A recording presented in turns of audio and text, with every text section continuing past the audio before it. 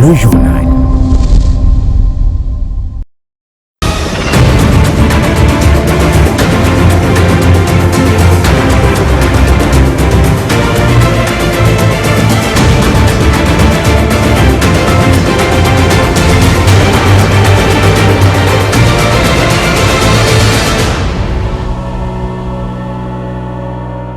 Nouveau journal Le Show, la RT Duc. Mesdames, Messieurs, vous nous suivez de partout, vous faites bien tout de suite le titre. Formation prochaine du gouvernement, la nouvelle première ministre compte réduire la taille et le train de vie des institutions. Une décision à répercussions positives pour le social du Congolais qui pourtant divise les politiques. Et puis, insalubrité à Kinshasa, la ville ressemble de plus en plus à une décharge publique. Dans ce journal, nous irons sur la place au boulevard du 30 juin où l'opération d'évacuation des immondices souffre de mise en application.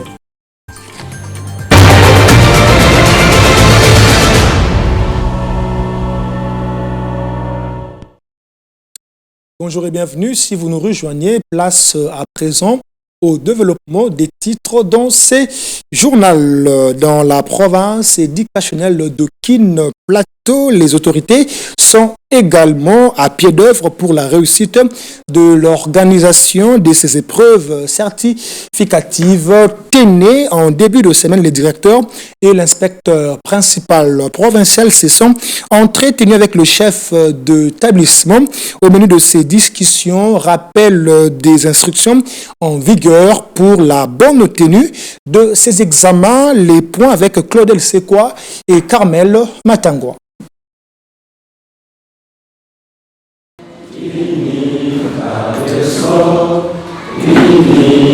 Arrivé au début du troisième trimestre, étant le dernier pour une année scolaire, le directeur provincial de l'EPST et l'inspecteur provincial principal de Kin Plateau ont donné des orientations fermes aux chefs d'établissement de leur juridiction, notamment l'observation stricte de directives du ministre national de l'Éducation, le professeur Tony Mwabakazadi. Nous sommes à la veille de la clôture de l'année, des activités restantes pour clôturer en beauté cette année scolaire.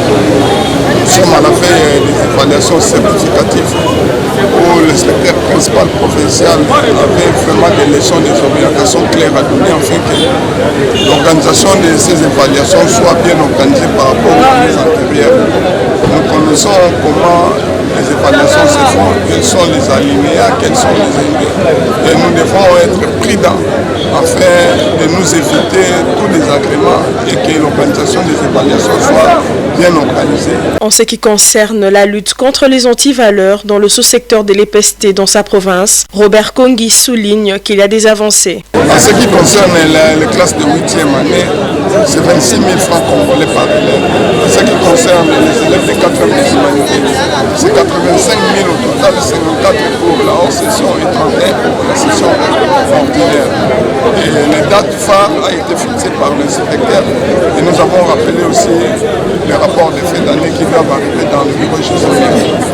Nous avons fini par leur dire qu'il y a l'organisation de la revue annuelle qui commence au niveau des sous-divisions et au niveau de la province.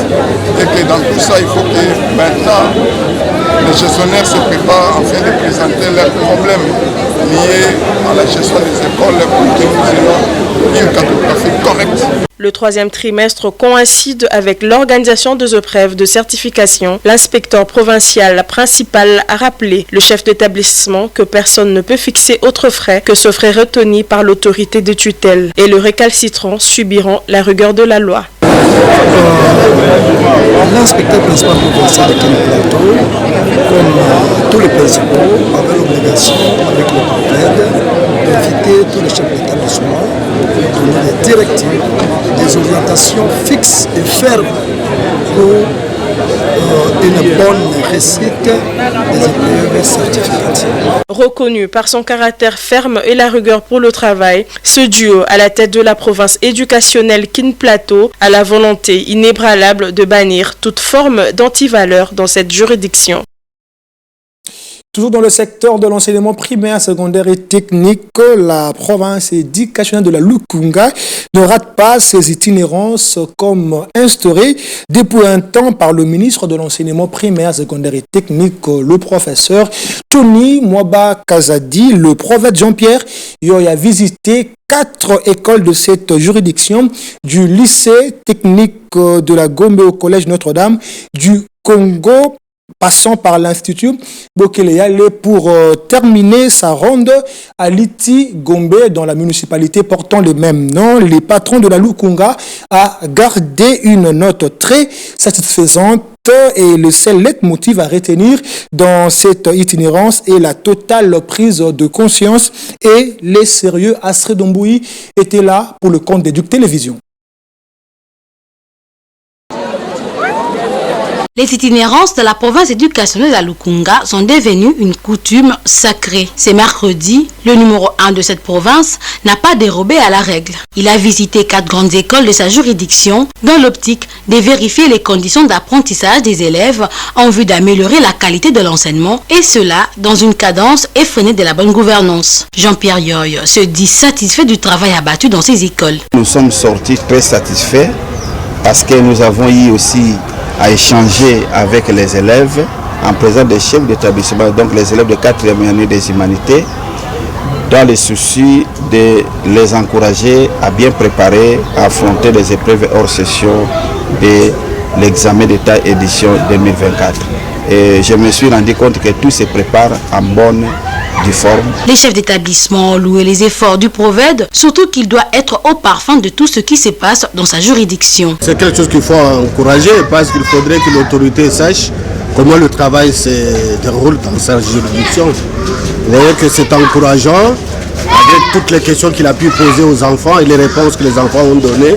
Ça lui a donné la matière et il peut comprendre que est-ce que le travail s'est fait ou pas. Les élèves, eux, ont compris après échange avec le numéro 1 de la Lukunga que la réussite ne dépend que d'eux, d'où la nécessité des procédures. Dire qu'il nous a plutôt conseillé sur ce qui peut causer les échecs scolaires en tant que finaliste et il nous a donné des solutions à ce problème-là afin que notre réussite soit complète. Jean-Pierre Yoy utilise sans embâche toutes les méthodes pédagogiques susceptibles de réveiller la conscience des chefs d'établissement et des élèves. Ainsi, l'objectif reste 0 antivaleur à la Lukunga. Vous aider à avoir. Et puis, toujours dans ce journal, bonne nouvelle pour les parents et tuteurs d'élèves de l'école chrétienne Génie Vidéo School. Ils peuvent désormais s'informer sur tout mouvement de leurs enfants. C'est grâce à une application informatique mise en place par les autorités de cet établissement scolaire. L'information a été confirmée par son promoteur, Christian Voka. Regardez.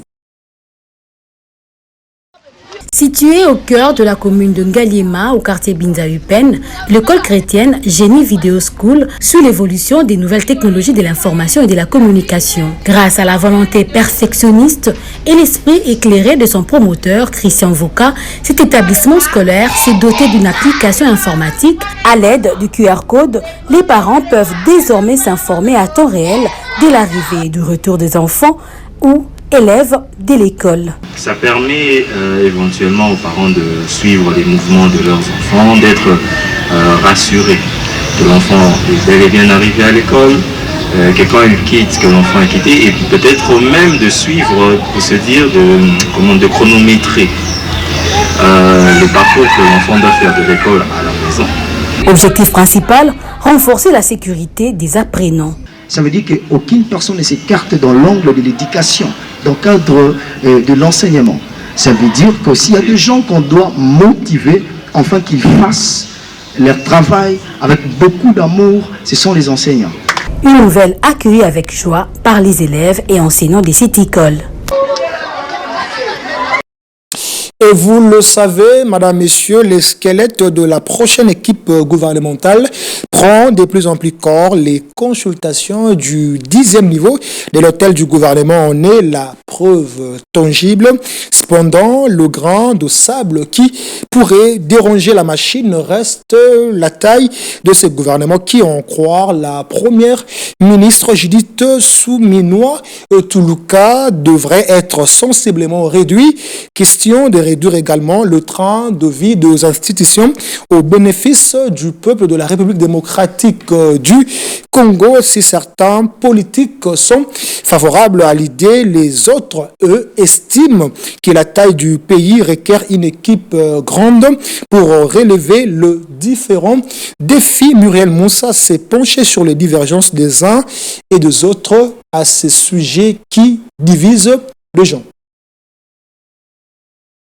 Les futurs gouvernements de la République ne devraient pas excéder de 45 membres. Tel est le souhait qui se dégage des consultations engagées par la première ministre Judith Suminwa Tuluka. La chef du gouvernement congolais a insisté sur la nécessité de réduire les trains de vie des institutions et investir davantage dans la réalisation du programme de développement local de 145 territoires.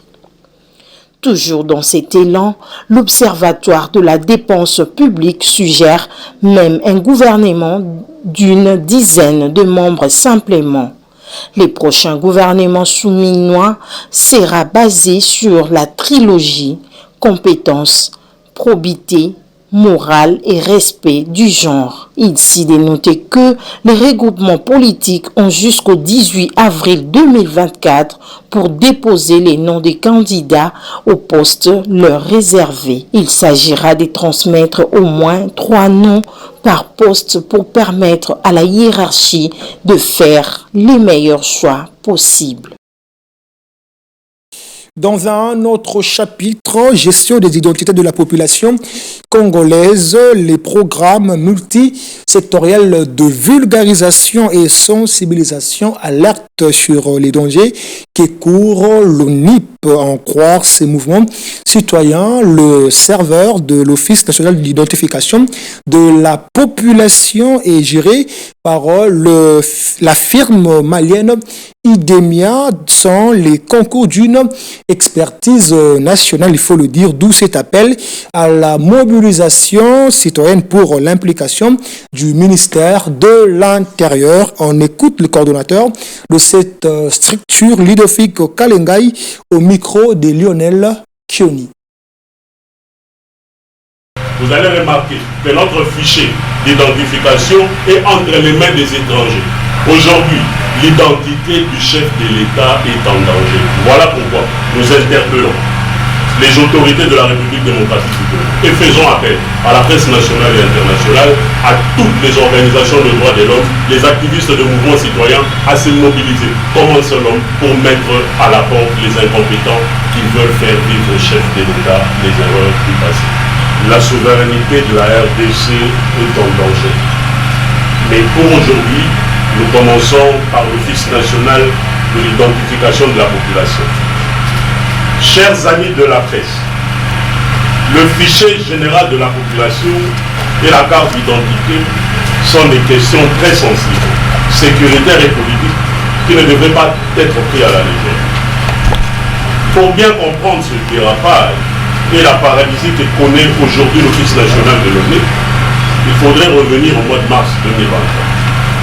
Nous devons tous savoir que la production de la carte d'identité et la constitution du fichier de monnaie faisant perdre les rétrocommissions importantes où il fallait faire appel aux différents partenaires, le DGAI en intérim s'est installé en potentat absolu, seul maître à bord, pas de réunion du comité de communication au sein de l'entreprise. J'aimerais aussi préciser du contrat de l'ONIP avec Afritech et IDEMIA. Vous allez voir, chacun aura la copie de cette communication de presse. D'abord, il faut noter que c'est un contrat qui a été passé sans appel d'offres. Il y avait même celui chargé des affaires informatiques qui s'était plaint et il a écrit même une correspondance pour dénoncer le fait qu'il n'y a pas eu de techniciens à faire ce travail. Mais depuis que nous avons adressé notre correspondance au chef de l'État, parce que l'objectif de notre correspondance était de dédouaner le chef de l'État de certaines responsabilités, parce que nous avons remarqué qu'il y a certains directeurs généraux qui font vivre au chef de l'État les erreurs du passé, notamment au niveau de l'eau. Nos excuses pour la qualité de ces images. Je le disais au sommaire de ce journal, insalubrité dans la ville-province de Kinshasa, capitale de la République démocratique du Congo. Certains coins de la capitale présentent un visage de plus en plus insalubre, ternissant ainsi l'image d'une ville tout entière. Dans la foulée, le boulevard du 30 juin, autrefois fierté du centre-ville de Kinshasa, n'est devenu à ces jours que l'ombre d'elle-même pour cause l'absence des opérations d'évacuation des immondices. Toussaint Mbonda y a fait un tour pour vous. Regardez. Les boulevards du 30 juin, principale artère de la ville-province de Kinshasa, d'une longueur d'environ 5 km, souffrent comme d'autres artères de la capitale d'une insalubrité criante. Cette voie principale qui rivalise le siège de nombreuses entreprises est victime de la présence de toutes sortes de détritus, notamment le bouteille en plastique, sachets et autres déchets. Cette voie de communication qui commence sur la place du 30 juin, ex-gare centrale, qui se termine au niveau du saut de mouton à la place dite Sosimat, jadis la fierté de Kinlabel. Les longs de ce boulevard restent entretenus par des poubelles en mal d'être vidées, refoulant des immondices à côté et de fois sur la chaussée, ce qui crée l'insalubrité accompagnée des odeurs nauséabondes. D'après les usagers rencontrés, cela est dû à la lenteur des équipes d'assainissement. En fait, c'est ce que je voulais dire pour le problème là des immondices sur le boulevard, tout au long du boulevard et 30 juin. Ce qui se passe là, c'est quel est le problème? Le problème d'abord, ce sont les problèmes des gens qui disent pour évacuer ça. Ils ne viennent pas vraiment pour évacuer tous ces immondices. Les gens qui balayent ça, c'est presque chaque jour qu'on les voit partout les routes pour les balayer. Mais pour ceux qui viennent pour évacuer ça, pour aller jeter là, on dit des saletés, mais ces gens-là, on ne les voit même pas. Pour bon nombre d'observateurs, l'opération Kinshasa-Bopeto, lancée par le chef de l'État sur initiative du gouverneur de la ville, Jean-Tiningo Bilambaka, a du mal à se concrétiser. Ainsi donc, la population quinoise demande une fois de plus à l'autorité urbaine de bien vouloir se pencher sur l'assainissement de la ville et particulièrement le boulevard du 30 juin, miroir de la République démocratique du Congo. Fin de ce journal. Merci à vous de l'avoir suivi. Restez branchés au programme de la RT Duc. Mesdames, Messieurs, paix et grâce dans vos familles et que Dieu bénisse la RDC. Au revoir.